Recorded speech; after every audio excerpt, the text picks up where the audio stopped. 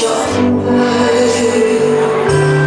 Rồi mai đây kiếp sống có đời, đời buồn vui mãi mãi bên nhau. Con xin mẹ thương rất nhiều, tình yêu giống nhau. Tay đang tay như bước đi trên đời, xin yêu thương hạnh phúc đến cho người. Người anh em yêu, người em anh mến, mẹ ơi cho em.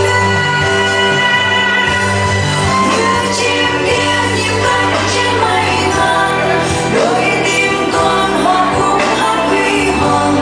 Trọn đời yêu nhau dù bao gian khó, có mẹ đừng lo.